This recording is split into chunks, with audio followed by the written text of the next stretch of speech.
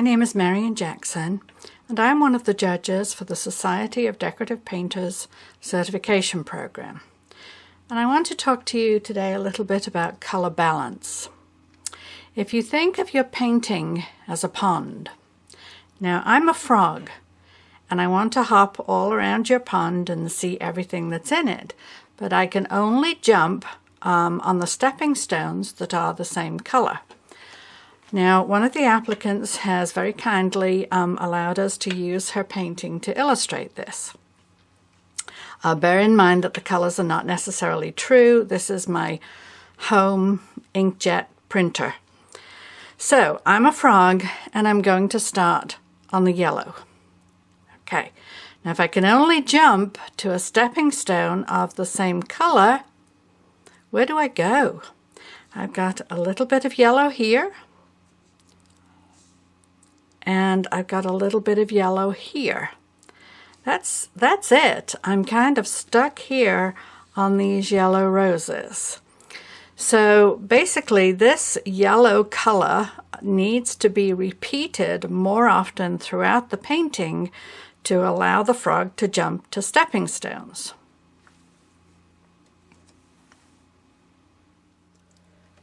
So let's use a corner of the painting to illustrate this.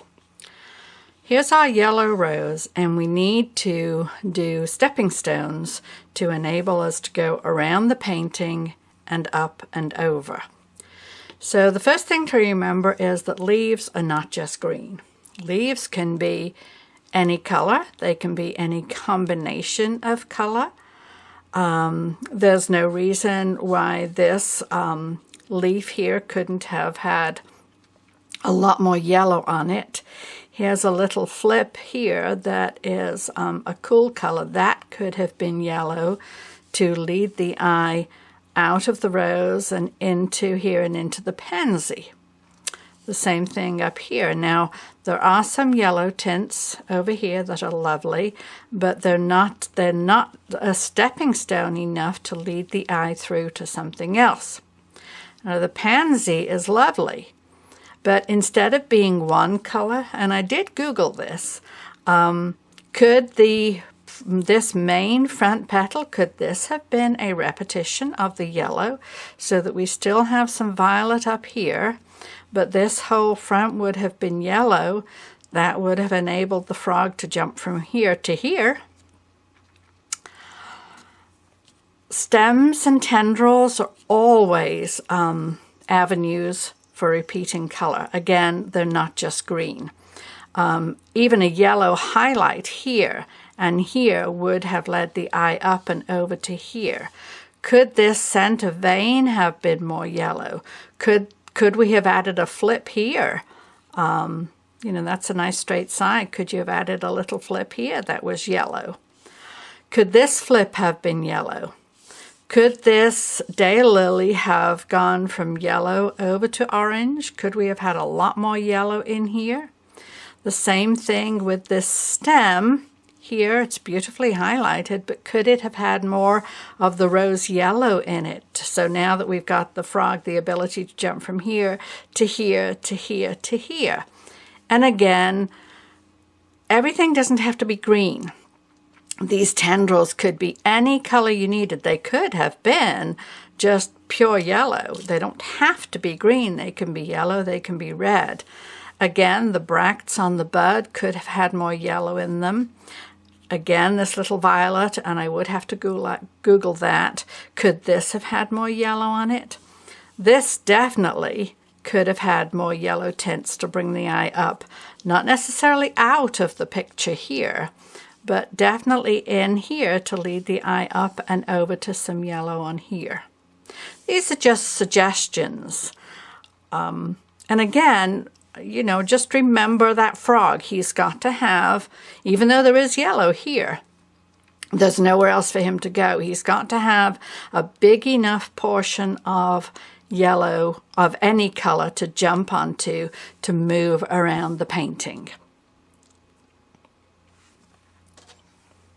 Okay, so this is a quick and easy way for you to take your critique and follow the suggestions that the judges have made both on the color map and your critique. What I've done is I've taken a portion of the painting and I've printed it onto canvas paper. You can buy this in any stationery store. I just used my regular home inkjet printer. I sprayed it lightly with Krylon 11. If you have your oils out, you could test right over this in oils. I took a single colored pencil. I wasn't worried about value or temperature. I was simply focusing on a way to repeat the yellow color throughout the painting, the rose color. So what I've done is I've made these leaves more yellow. You can see the eye comes up here and pops over to here. I have changed this to more yellow. I've added more worms here. I've changed the front petal of that pansy completely to a different color. So now our frog's got another stepping stone. I've gone over this, these two petals with some yellow. I've added a flip here to lead the eye up. You can see I've put more yellow on the stems and tendrils. Especially over here, I've changed this portion of the violet. I don't know if that's authentic. Again, I would have to Google it. But I have put a lot more yellow all the way up this tendril and into here to lead the eye in. I've added some yellows here on the phyllo flowers so that there isn't a huge temperature change here. And again, I just want to give you a simple way to evaluate your painting and take the suggestions. And this is a very, very quick and easy way to do it. You're not worrying about value or anything. Just remember that on a dark, cool background like this, your center of interest should usually be light and warm. So we have the temperature of dark, cool, light, and warm. Remember, when you add white, white cools. So could this rose have been overall warmer to begin with? Possibly. And again, you can try that with your colored pencils. This is a very inexpensive and quick and easy way to take your painting and learn from your application and the critique. I hope it's helped you a little bit. Please let us know if there's anything else you want to know, and we'll try to illustrate it to the best of our ability.